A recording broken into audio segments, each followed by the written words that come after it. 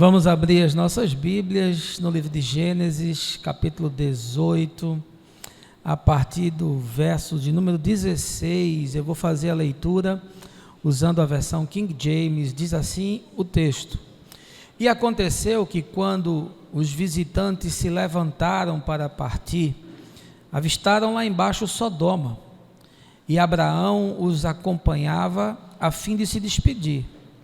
Então o Senhor falou consigo mesmo: ocultarei de Abraão o que planejo realizar? Abraão será o pai de uma nação grande e poderosa, e por intermédio dele todas as nações da terra serão abençoadas. Porquanto eu o escolhi para que instrua seus filhos e todos os seus descendentes acerca de conservarem-se no caminho do Senhor, praticando o que é justo e direito, a fim de que o Senhor faça vir sobre Abraão tudo quanto lhe tem prometido. Então compartilhou com Abraão o Senhor as acusações e os gritos contra Sodoma e Gomorra são tantos e tão expressivos. O seu pecado é por demais grave. Descerei até lá e verei se de fato o que eles têm praticado corresponde ao clamor que é vindo até minha presença. E se assim não é verdadeiramente, sabê-lo-ei. Então os homens partiram dali e dirigiram-se para Sodoma, mas o Senhor permaneceu junto a Abraão. Abraão chegou um pouco mais perto e indagou: destruirás o justo com o pecador? Talvez haja 50 justos na cidade. Destruirás e não perdoarás a cidade por amor aos 50 justos que estão em seu seio? Longe de ti cometeres tal atrocidade, farei morrer o justo com o pecador, de modo que o justo seja tratado como o pecador. Longe de ti não farás justiça, ó juiz de toda a terra. Então lhe assegurou o Senhor: se eu encontrar 50 justos em Sodoma, perdoarei toda a cidade por amor a eles. Argumentou Abraão: eu me atrevo a falar ao meu Senhor, eu que sou poeira e cinza. Contudo, é possível que faltem 5 para completarem os 50 justos. Por causa de 5 pessoas destruirás toda a cidade? Ele replicou: não, se eu encontrar 45 justos.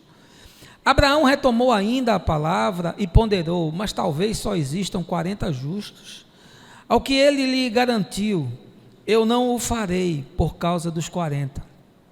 Propôs Abraão que meu senhor não se irrite e que eu possa falar. Provavelmente ali se encontrem 30. Ele asseverou: eu não o farei ali encontrando 30. Prosseguiu Abraão: agora que já fui tão ousado falando ao Senhor, pergunto: e se apenas 20 justos forem encontrados na cidade? Ele respondeu: por amor aos 20 justos não a destruirei. Então Abraão insistiu: não te ires, Senhor, mas permita-me falar só mais uma vez. E se apenas 10 forem encontrados? Ele afirmou: por amor aos 10 justos não a destruirei. Tendo acabado de falar com Abraão, o Senhor partiu e Abraão retornou para o seu lugar. Essa, meus irmãos, é uma porção da Escritura que essa manhã eu queria refletir com você nesse texto da narrativa do livro do começo. Mas meu desejo é que ele não seja história, não seja só uma parte da vida do patriarca de Israel, mas que, sobretudo, os princípios, as verdades, os valores que estão aqui escondidos, eles saltem diante dos nossos olhos, entrem na nossa consciência, reverberem na nossa alma e se materializem nas nossas obras, nos encontros que travamos todos os dias, sem o qual o texto não vai servir para absolutamente nada. Nessa última sexta-feira, o presidente Jair Bolsonaro demitiu o secretário da Cultura, Roberto Alvim, Após ele realizar um pronunciamento que foi divulgado nas redes sociais, com conteúdo que remete a aspectos estéticos e asseverações programáticas, assemelhados ao que propalava Joseph Goebbels, após a divulgação do vídeo, que teve assim uma repercussão profundamente negativa em todos os meios, a fritura do ministro se iniciou, inclusive com declarações fortes de autoridades do mundo político, como a do presidente da Câmara, Rodrigo Maia, do presidente do Senado, Davi Alcolumbre, e do presidente do Supremo Tribunal Federal, ministro Dias Toffoli. Mas quem foi Joseph Goebbels? Era o ministro da propaganda na Alemanha nazista de Adolf Hitler, de 1933 a 1945, e um dos seus seguidores mais fiéis e leais. Ele foi o responsável por criar a imagem do líder político e transformá-lo em Marte para o povo alemão. Foi também o idealizador e o implantador das ideias que promoveram o processo de convencimento da população sobre o antissemitismo. Ou seja, ele foi uma espécie assim de mentor intelectual do Holocausto, que causou o extermínio de 6 milhões de judeus na Europa. Eu não posso avaliar o que se passou na mente e no coração de Roberto Alvim ao divulgar um vídeo com tamanhas semelhanças com as crenças de Goebbels. A minha inocência perdida, todavia, me leva a crer que um ministro da cultura necessariamente deve conhecer a história humana, sobretudo a recente, porque nós estamos falando de acontecimentos da primeira metade do século XX. Como diz o malandro, vacilou, dançou.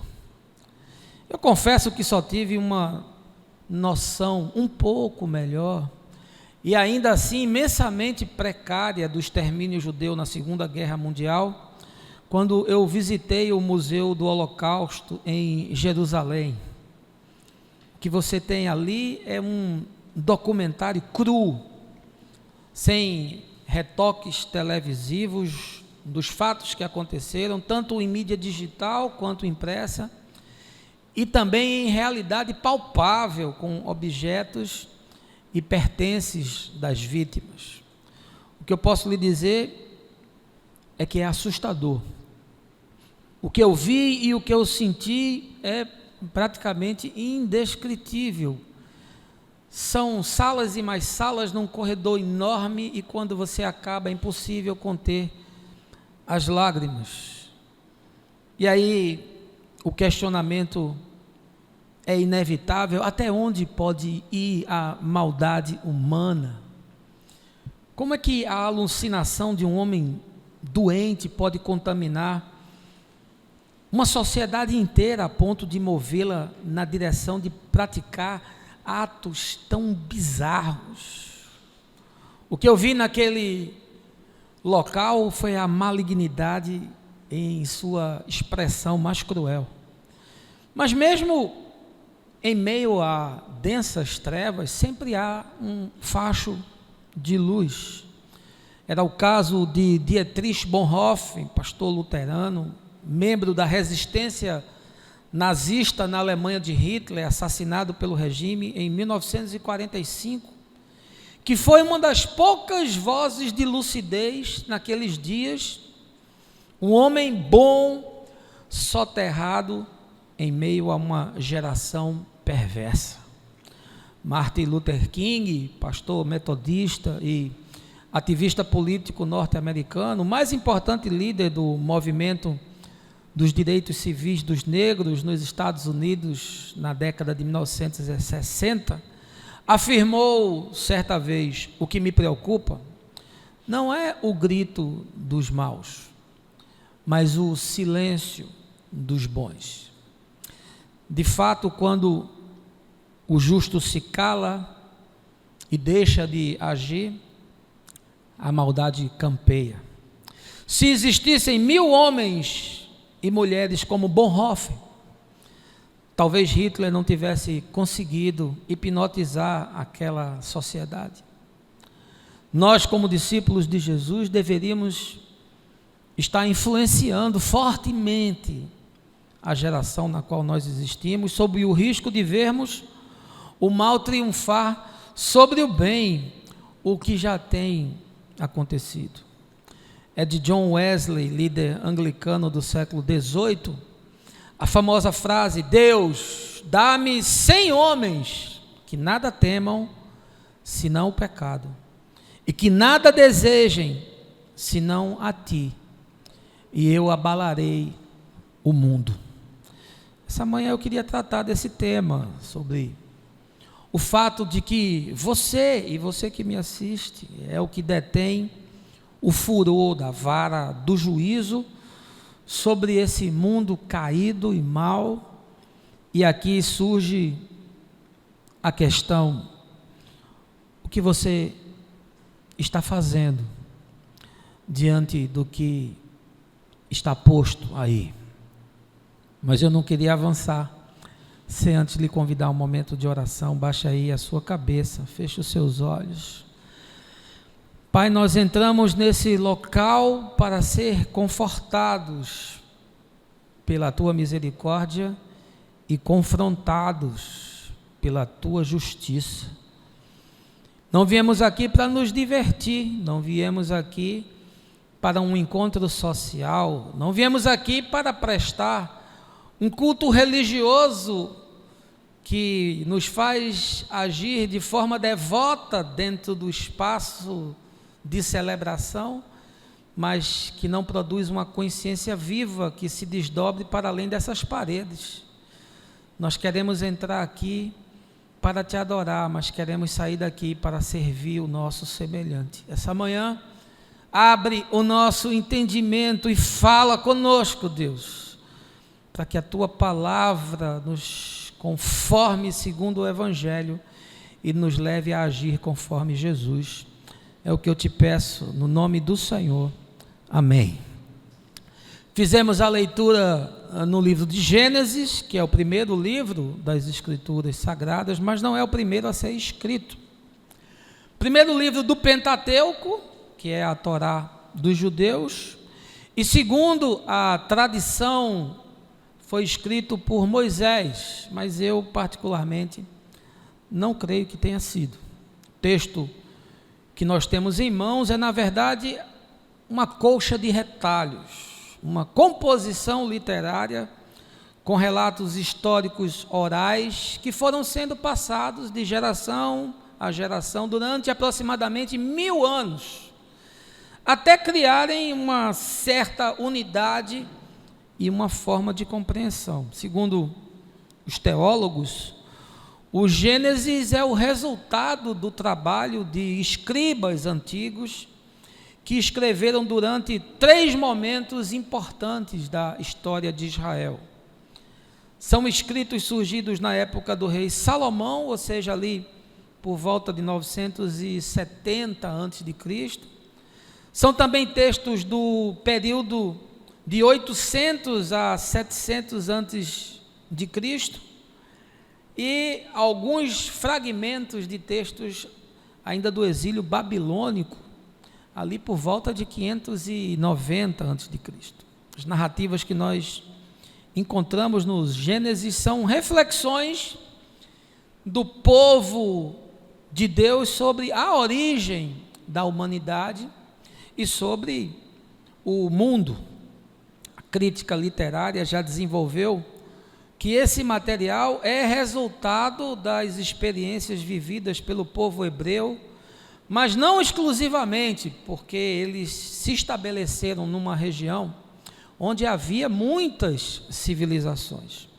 O produto escrito revela de forma inegável que houve um intercâmbio cultural entre eles. Os historiadores esclarecem que impérios que dominaram a Mesopotâmia e o Egito, assim como as civilizações da Fenícia e de Canaã, são inequivocamente a fonte literária e histórica do Gênesis e do Antigo Testamento em geral. Como de costume, eu queria lhe convidar para a gente entrar dentro dessa cena e estar ali naquele lugar onde Abraão tem um avistamento extraordinário e desenvolve uma conversa inusitada com o Senhor. Nós fizemos a leitura do capítulo 18, e nesse capítulo nós encontramos Abraão, que já havia deixado a cidade de Ur dos Caldeus.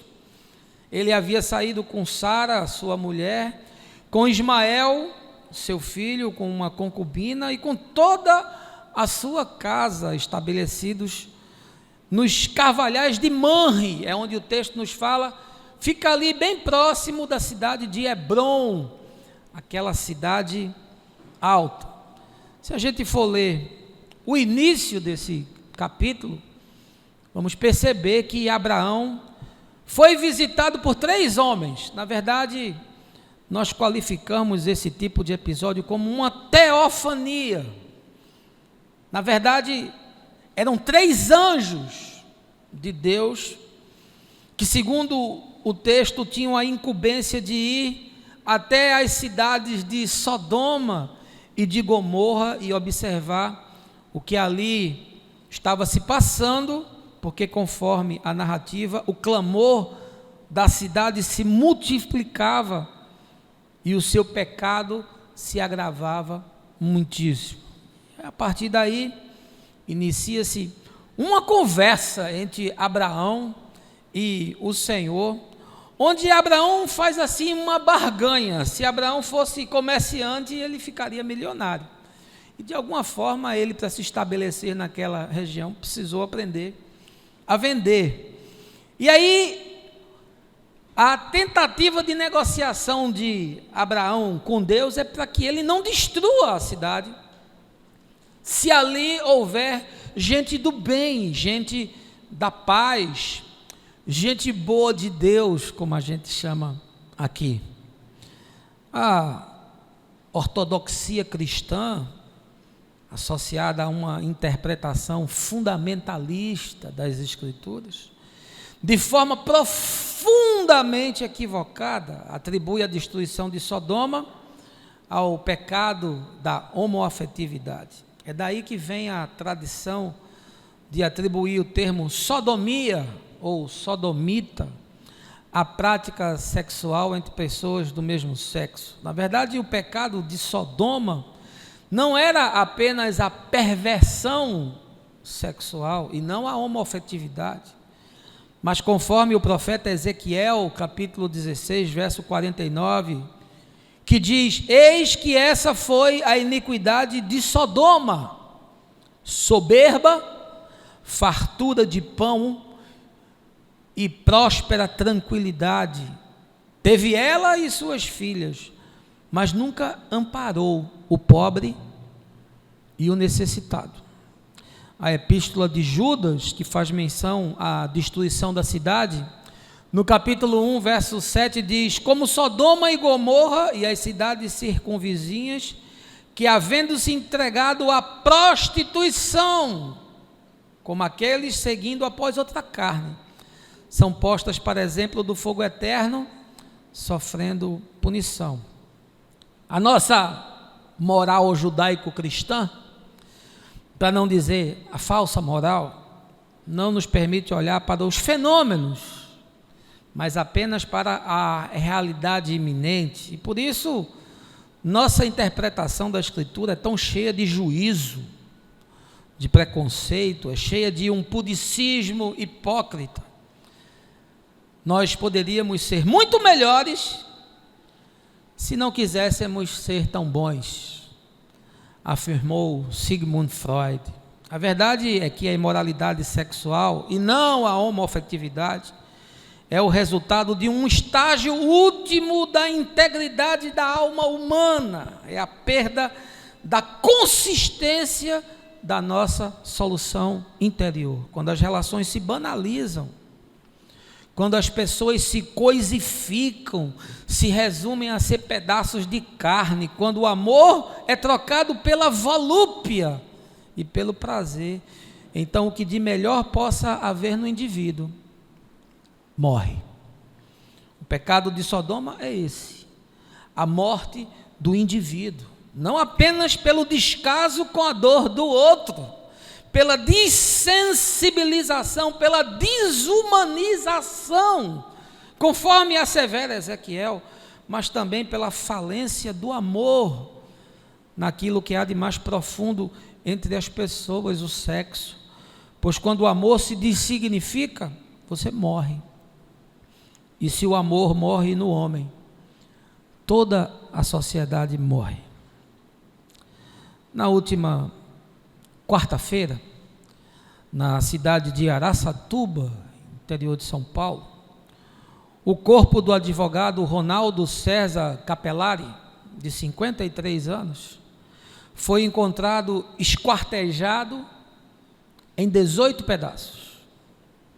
Reconfessa Laís Crepaldi, de 24 anos, afirmou ter cometido o crime, que era para ser um assalto, juntamente com o seu namorado, Jonathan de Andrade, de 21 anos. Que mundo é esse que nós estamos vivendo? Violência dentro de casa,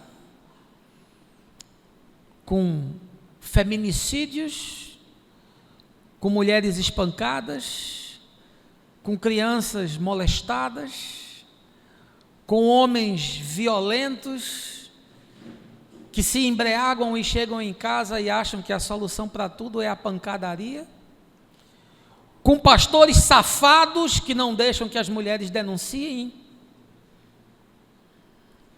Que mundo é esse?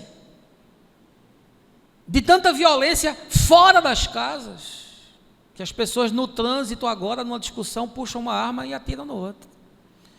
Que uma discussão banal de mesa de bar, o sujeito pega uma faca e esfaqueia o outro. Que uma piléria jogada sem grandes desdobramentos leva o indivíduo a querer assassinar o seu igual. Violência nas cidades, o Rio de Janeiro é pior do que a Síria. O Brasil tem números de assassinatos comparados a guerras de outros países. Você tem medo de colocar o pé fora de casa. Você tem medo de soltar os seus filhos em meio a um tempo onde a vida perdeu completamente a importância. Violência no impedimento do indivíduo ter o tratamento mínimo fornecido pelo Estado, porque isso é violência. Chegar no hospital e não ser atendido é violência. Não ter oportunidade de colocar o filho numa escola é uma violência. Não ter saneamento básico e ficar exposto a todo tipo de epidemia de mosquito nesse país de terceiro mundo é violência. Violência entre as nações, guerras comerciais, gerando uma legião de pessoas esmagadas, êxodo de todos os lados. Na América do Sul, as pessoas saindo de seus países. Na África, as pessoas querendo deixar os seus países. No Oriente, as pessoas largando as suas cidades. Violência ideológica, violência dogmatizada, violência politizada para mexer com a cabeça das pessoas, violência teologizada, guerra religiosa, impérios que se erguem no nome de Deus e que de Deus não possuem nada, violência contra a criação, violência contra os animais, 1 bilhão de animais mortos nos incêndios da Austrália. Quantos morreram no da Amazônia? Ganância, exploração, violência contra o planeta. Jesus disse que no tempo do fim os homens desmaiariam de terror o amor se esfriaria. Paulo diz que nos últimos dias os homens se tornariam irreconhecíveis, desafeiçoados, desumanizados, inimigos do bem, da verdade, inimigos da justiça. E diz para Timóteo: toma cuidado. Por isso tanto pânico, por isso tanta depressão, por isso tanta angústia, por isso tanto suicídio, porque ninguém sadio pode se adaptar a uma sociedade doente. Não tem mais quase nada de bom nesse planeta. O pouco que sobrou está em você. Está em você que está me assistindo. Você é um porta-voz da bondade. Você é um agente de transformação. Você carrega a semente de uma nova civilização, o reino de Deus. Você carrega em si o germe da eternidade, a semente de um novo homem. O Espírito de Deus está dentro de você. Você foi recriado na cruz, foi regenerado pelo poder do Evangelho, foi reconstruído em sua mente, foi rehumanizado, foi reformatado, foi reconectado à fonte de onde procede todo o amor, que é Deus. Você é a única coisa boa que sobrou nesse planeta caído. E eu tenho uma pergunta para você essa manhã: o que é que você está fazendo para melhorar a vida das pessoas que estão ao seu redor? A poetisa Cora Coralina afirmou: me esforço para ser melhor a cada dia, pois bondade também se aprende.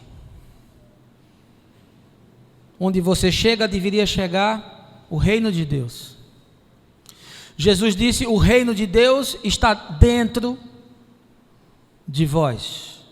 Onde você chega, se estabelece o reino, e o deserto é transformado em oásis, e a injustiça é derrotada pela justiça, e a insensatez é substituída pela sabedoria, e a insensibilidade sucumbe ante a misericórdia. Eu não creio que o mundo vá melhorar. O mundo vai piorar, vai acabar, a não ser que Jesus e as Escrituras estejam errados. Mas o mundo que está ao seu redor, esse pode melhorar. E se ele não melhora, me desculpe, mas você não tem nada a ver com Jesus, e você não entendeu absolutamente nada do Evangelho. Você é o que Isaías chama de cisterna rota. Você é um tanque cheio de religião que não se aproveita para absolutamente nada. Tem muita retórica, mas o seu coração está esvaziado dos valores que podem mudar a vida. Eu queria retornar ao texto. A mensagem, como vocês já sabem, é expositiva. Volte aí a Gênesis 18, eu quero tirar algumas lições sobre esse escrito para nós essa manhã, e dentre elas, a primeira é que a decomposição social é um fenômeno humano e tem sua medida proporcional a cada geração. Veja aí o verso 20. Então compartilhou com Abraão o Senhor. As acusações e os gritos contra Sodoma e Gomorra são tantos e tão expressivos. O seu pecado é por demais grave. Descerei até lá e verei se de fato o que eles têm praticado corresponde ao clamor que é vindo até minha presença. E se assim não é, verdadeiramente sabê-lo-ei. Em primeiro lugar, eu quero lhe dizer que a decomposição social é um fenômeno humano e tem sua medida proporcional a cada geração. Deixa eu lhe dizer uma coisa, meu irmão: cada sociedade enfrenta o seu próprio mal. Foi assim no mundo de Noé. Foi assim na falência de Sodoma e de Gomorra. Foi assim na sociedade de Nínive, que Jonas visitou. Foi assim na queda de todos os impérios: o egípcio, o assírio, o babilônico, o persa, o grego, o seleucida, o romano, o otomano, o mongol, a dinastia Ming, a União das Repúblicas Socialistas Soviéticas, e outros ainda vão cair. Esse que aí está hoje, o Império Americano, certamente cairá. E o que vai se levantar no lugar dele, o Império Chinês, certamente cairá. Civilizações em agonia, culturas em conflito, porque o mal é proporcional a cada geração, mas a espiral do fenômeno vai se adensando até o momento do Apocalipse, onde as nações sucumbirão. Jesus diz no seu sermão profético de Mateus 24 que haveria guerras, pestes, fome, sinais ambientais, sinais celestiais, as relações humanas entrariam em processo de falência. E aí você me diz: mas isso existe desde que mundo, é verdade, mas está se adensando, porque a profecia é um evento por vezes recorrente, ela acontece em mais de uma geração. O que nós vemos no texto nos explica que essa decomposição social é um fenômeno humano. Aconteceu em Sodoma e aconteceu em muitos outros lugares e culturas, em muitas outras gerações. E vai acontecer até o final dos tempos. Em cada uma dessas culturas, em cada uma dessas sociedades, todavia havia gente de Deus. Havia gente fazendo o bem, havia gente ajudando o próximo, havia pessoas que eram promotoras da justiça, havia os que amparavam o órfão, a viúva e o pobre, e eles foram como pequenos lampiões em meio a trevas profundas. Mas antes da civilização morrer, primeiro morre aquilo que é civilizado dentro do homem, no microcosmo do indivíduo, porque a ruptura se dá primeiro nas ambiências interiores, no psiquismo. Por isso a queda é um fenômeno que aconteceu primeiro do lado de dentro. O texto do Gênesis mitológico, alegórico, nos coloca numa cenografia para explicar que a geografia não é o Éden, mas o coração e a alma do homem. É aqui que o fenômeno acontece. É nessa idolatria de culto a si mesmo desse homem que quer ser igual a Deus e por isso quer tomar desse conhecimento do bem e do mal, sem entender que não suportaria lidar com isso. A queda é aqui dentro primeiro, e depois ela reverbera em todas as dimensões e o próprio cosmos foi atingido. E o escritor diz que a terra passou a produzir cardos e abrolhos, numa linguagem de alegoria, dizendo que houve um impacto tão violento que o que era natural se desnaturalizou. As sociedades sucumbem porque a morte começa no indivíduo, a civilização se deteriora porque o desencontro começa aqui dentro primeiro. Não começa no macro, mas no micro. E vai se espalhando como larva de vulcão e vai destruindo tudo. Segunda coisa que o texto nos ensina é que cada sociedade é responsável diante de Deus, tanto pelo bem quanto pelo mal que produz. Veja aí o verso 23. Abraão chegou um pouco mais perto e indagou: destruirás o justo com o pecador? Talvez haja 50 justos na cidade. Destruirás e não perdoarás a cidade por amor aos 50 justos que estão em seu seio? Segunda coisa que o texto nos ensina é que cada sociedade, cada civilização é responsável diante de Deus, tanto pelo bem quanto pelo mal que produz. O homem é responsável por aquilo que faz.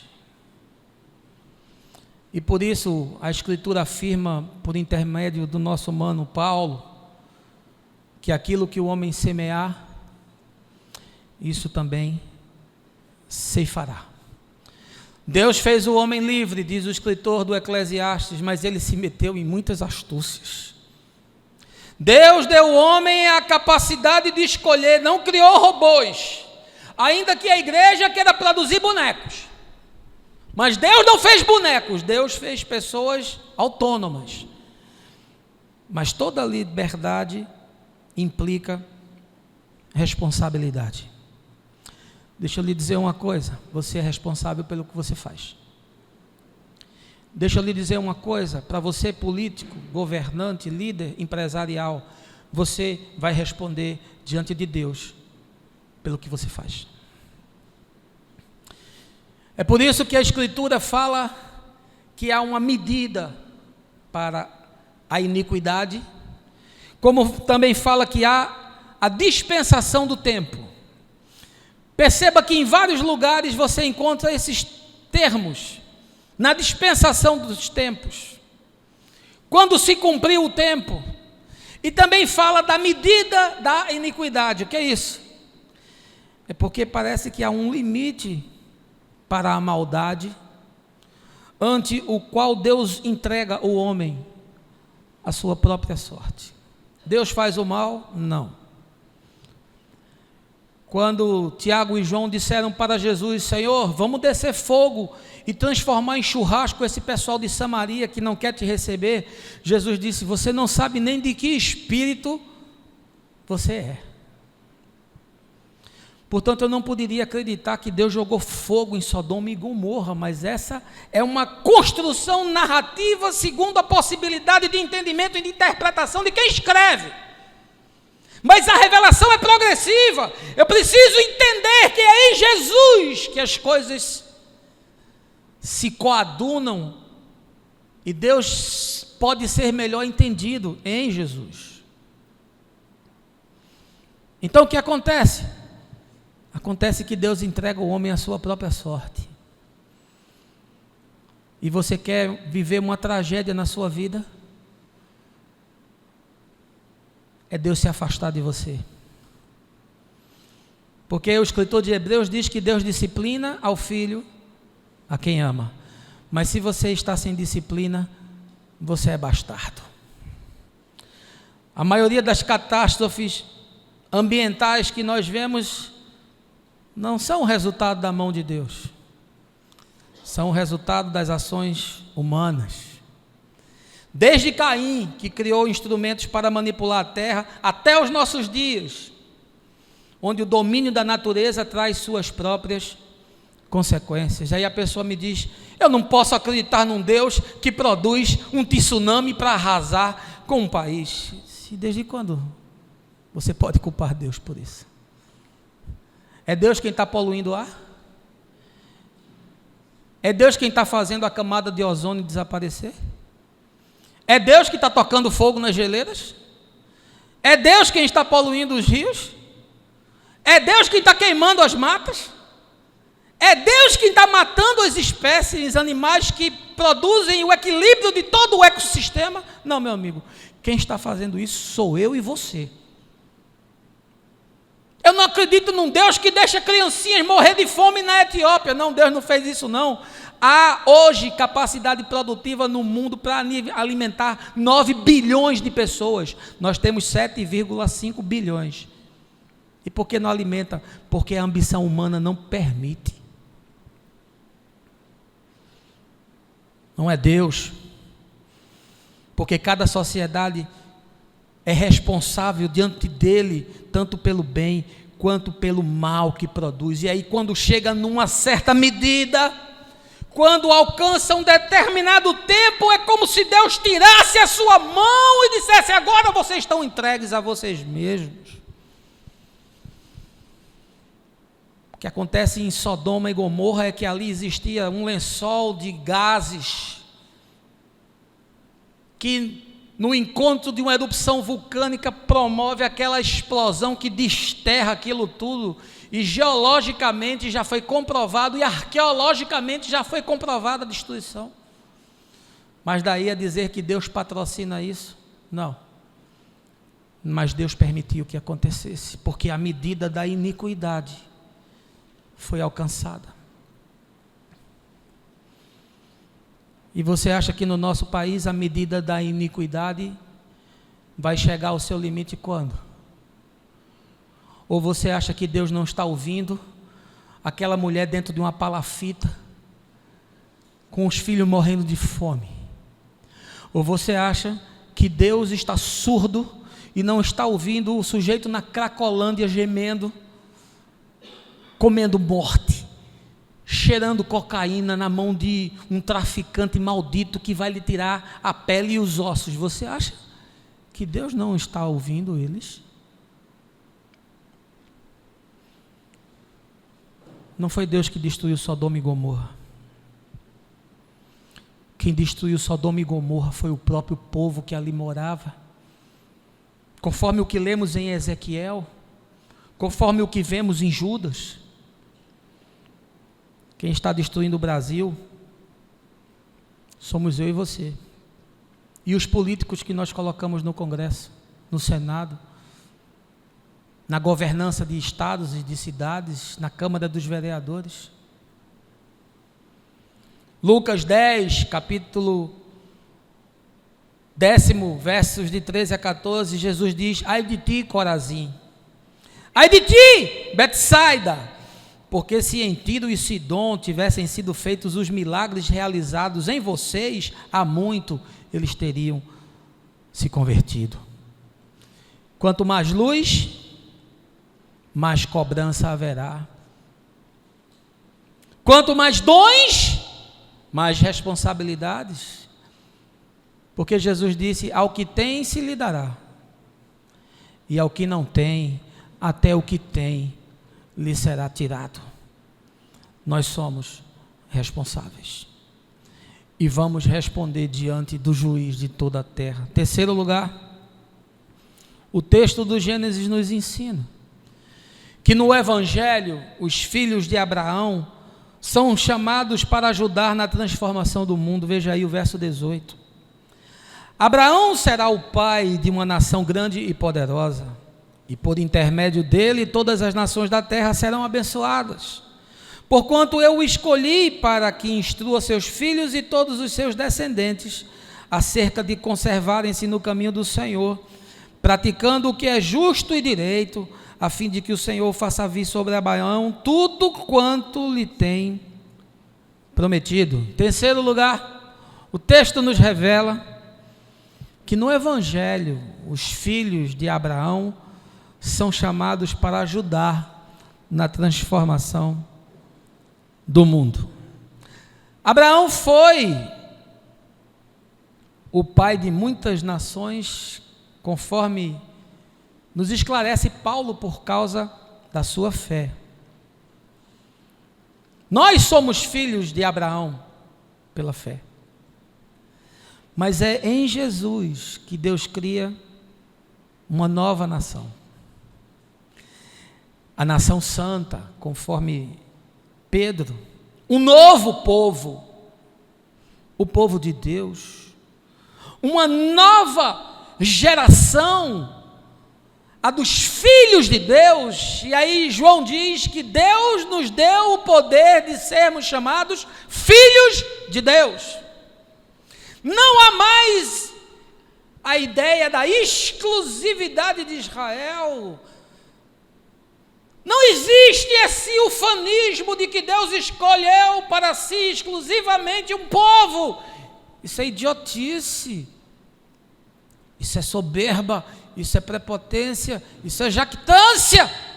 Jesus disse: muitos virão de todos os lugares do Oriente e do Ocidente e se sentarão à mesa com Abraão, com Isaque e com Jacó. É em Jesus que Deus estabelece um novo povo. E por isso Jesus disse: Abraão viu o meu dia e se alegrou. Porque a promessa se cumpre em Jesus. Porque o povo é o povo a partir de Jesus. O DNA não é mais sanguíneo, mas é espiritual. Ezequiel disse: porei dentre vós o meu espírito. Deus disse a Adão: crescei e multiplicai-vos. E Jesus disse aos seus apóstolos: vão e façam discípulos. Povoem a terra com a bondade de Deus. É o mesmo princípio. Só que agora não é mais para tomar terras, agora é para tomar a terra do coração. É para que Deus se torne o dono desse latifúndio. É para que Deus se assente nesse trono onde eu e você estamos assentados. É para isso. Porque no Evangelho são os filhos de Abraão que são chamados para ajudar na transformação do mundo. O texto diz que Deus falou: eu vou revelar a Abraão, porque esse é o homem que vai instruir os seus filhos e a partir deles vai haver uma transformação. Mas aquilo ainda é um arquétipo do que vai se cumprir mais na frente, porque o homem é mau e só há uma forma dele fazer o bem, é se o Espírito de Deus vier sobre ele. E aí no Pentecostes o Espírito é derramado sobre toda a carne, conforme havia dito o profeta Joel. Abraão recebeu essa promessa, mas é em Jesus que ela se cumpre de forma plena. E agora eu e você instruímos os nossos filhos para que eles andem no caminho do Senhor, conforme o Evangelho, e nós somos desafiados a transformar a sociedade humana. Eu e você somos os filhos de Abraão, numa nova geração que existe a partir de Jesus. Por isso que Paulo disse: se alguém está em Cristo, é uma nova criação. Esse é o termo grego, criação. Por isso que Paulo diz que eu e você somos o segundo Adão. Porque Jesus é o segundo Adão e nós estamos nele e ele está em nós. Nós somos, meus irmãos, a presença de Deus nesse mundo. Assim como os judeus foram no passado, guardando a revelação de Deus, nós também guardamos a revelação do Evangelho em nossas mentes, no nosso coração, não mais escrita em tábua de pedra, mas agora escrita pelo Espírito em nossos corações. Nós somos essas pessoas que o texto de Gênesis fala, mas ainda de forma incompleta, mas agora nós somos de forma completa. E em último lugar, Eu quero lhe dizer que é a graça de Deus com seus filhos o que retém o furor da sua ira contra a maldade humana. Veja aí o verso 26. Então lhe assegurou o Senhor: se eu encontrar 50 justos em Sodoma, perdoarei toda a cidade por amor a eles. Verso 32. Então Abraão insistiu: não te ires, Senhor, mas permite-me falar só mais uma vez. E se apenas 10 forem encontrados, ele afirmou: por amor aos 10 justos, não a destruirei. É a graça de Deus com os seus filhos, comigo e com você, aquilo que retém o furor da sua ira contra a maldade humana. A única coisa que o homem merece é a morte. A única coisa a qual você tem direito debaixo do sol é a morte. Por isso Paulo diz que o salário do pecado é a morte. E a justiça de Deus foi feita na cruz. Deus nos justificou em Jesus, na cruz. Porque sem derramamento de sangue não pode haver remissão de pecado. É por isso que logo no Gênesis, quando a consciência do homem se perverte para a maldade, o texto diz de forma simbólica que Deus matou o animal, pegou a pele e cobriu o homem. Na verdade, ali está uma arquetipia de que é o sangue quem cobre tudo. É o sangue quem cobre todo o pecado, a tal ponto de Deus dizer: dos seus pecados jamais me lembrarei. A única coisa que nós merecemos é a morte. Você sabe o que é que retém tudo? Você sabe quem sustenta tudo? Você sabe quem impede do caos imperar? É a graça de Deus. Mas em outras civilizações, o tempo se cumpriu e a medida da iniquidade se completou e a destruição veio.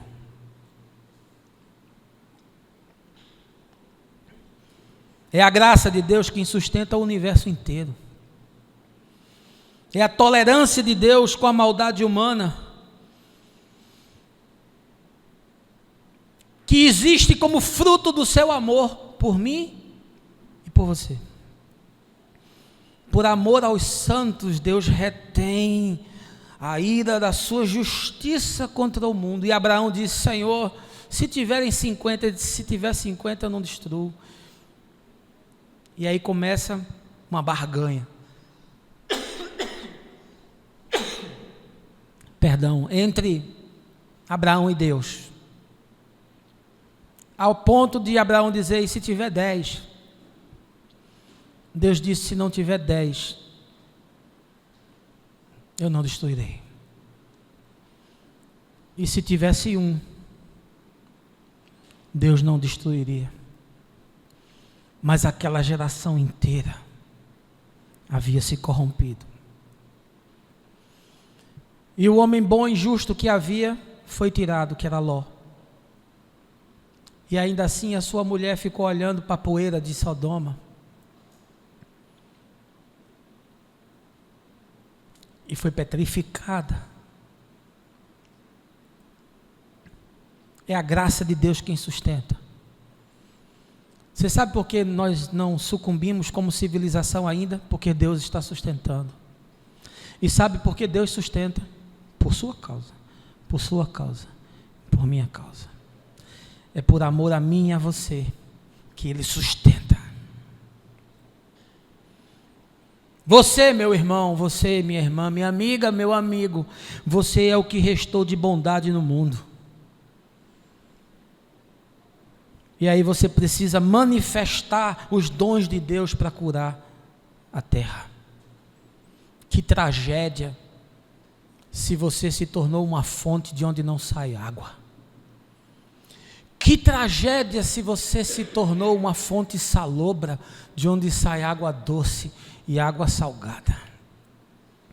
Que tragédia se você é um deserto e tudo que está ao seu redor está morto. Que tragédia. Porque você é a única coisa boa que restou nesse planeta. Porque o Espírito que ressuscitou Jesus dentre os mortos está em você. E quem entende isso, nunca mais vai ter problema de complexo, nunca mais vai ter problema de autoestima, nunca mais vai conseguir se ver a não ser da forma como Deus o vê. No livro do profeta Ezequiel, nós encontramos a visão que ele tem vendo águas que saem de dentro do santuário. E essas águas começam a escorrer pelas laterais do templo e vão entrando num rio que está seco. E o rio começa a ficar com água. E o texto diz que o que tem nas margens do rio começa a ganhar vida, e diz que os cardumes de peixes começam a surgir, e diz que as árvores que crescem produzem uma folha que cura as nações. Essa visão de Ezequiel se remete a Jesus no último dia da festa da Páscoa, que chega na entrada do templo, pega o cântaro de água e derrama a água lentamente. E todos estão vendo aquela imagem, e ele diz: se alguém tem sede, venha a mim e beba, porque do seu interior fluirão rios, fontes inesgotáveis a jorrar para a vida eterna. A água que semeia a boa semente, que produz a árvore, que acolhe, que produz sombras para as nações. E aquele que comer do seu fruto será sarado. Bem-aventurado o homem que se assentar debaixo dessa árvore. Porque aquele que anda com Deus será como o que está entre os ribeiros de água. Por isso Davi fala dessa relva que cresce e pacifica o coração. Deitar-me faz em verdes pastos e guia-me mansamente por águas tranquilas. Nós somos o amor de Deus no microcosmo onde nós existimos. O mundo vai acabar, mas o seu mundo pode não acabar. As nações vão implodir, mas aqueles que estão próximos a vocês podem ser salvos. Os poderes serão abalados nos céus e na terra, mas quem estiver junto a você, firmado na rocha, não se abalará.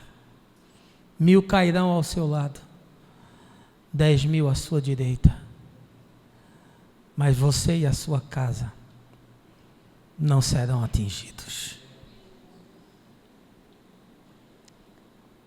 E se você não agir, o mundo morre. O mundo que está ao seu redor. E não precisa você dar o seu corpo para ser queimado, não.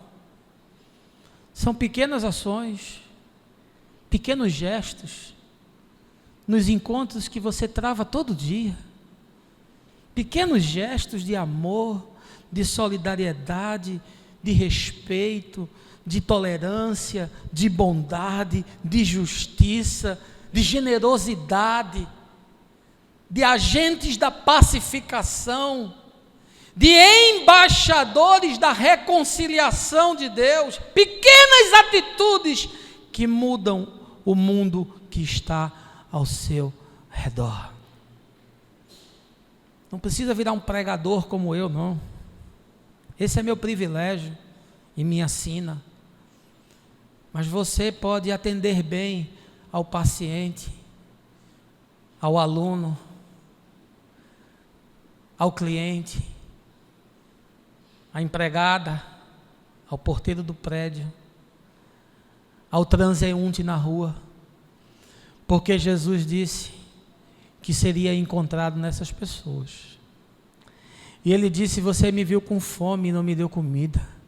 Você me viu com sede e não me deu bebida. Você me viu nu e não me vestiu. Eu estava preso e você não me visitou. Você era tudo o que havia de bondade no mundo. Você era o que de melhor havia sobrado. E você ficou se escondendo num gueto de 4 paredes, trancado, vivendo uma religião perversa, levantando as mãos e dizendo palavras como um mantra que jamais chegaram na minha presença. O ensaísta francês do século XVIII, Joseph Joubert, disse: bondade é amar as pessoas mais do que elas merecem. O mundo não merece o amor de Deus, mas Deus o ama. E ama a tal ponto de ter dado o seu Filho para que todo aquele que nele crê não pereça, mas tenha a oportunidade de transcender e pisar no chão da eternidade. Você é o que sobrou de melhor da bondade de Deus no mundo. E eu quero lhe perguntar: essa bondade está chegando às pessoas? Você é o canal por onde a fonte jorra. E eu quero lhe perguntar: no deserto, na aridez do sofrimento, da angústia humana, essa água tem chegado? Senhor, se tiverem 10 justos por 10 justos, eu não destruirei a cidade. Porque é a graça de Deus o que sustenta o furor da sua ira. E a ira de Deus é entregar o homem à sua própria ambição. Porque a boca do homem só se saciará com a terra da sepultura.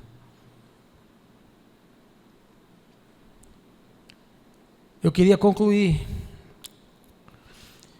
e queria lhe dizer que há muita gente anônima que está mudando a vida das pessoas. Gente que ninguém sabe, gente que ninguém vê. Eles não estão na televisão, não são teleevangelistas, não estão nos grandes congressos, não estão como eu no canal no YouTube, não fazem postagem no Instagram. São anônimos, formigas, virulentas, infiltrados onde há dor, onde há angústia, onde há medo, onde há desespero. Eles estão fazendo o bem, e por conta deles, Deus sustenta para que a medida não se complete e a civilização seja destruída. Mas será um dia, não sei quando, mas será, porque o Apocalipse nos revela que esse planeta será extinto, mas aqueles que creem habitarão no novo céu e numa nova terra, onde a bondade e a justiça irão imperar. Nesse lugar não haverá religião, porque João disse que não encontrou um templo,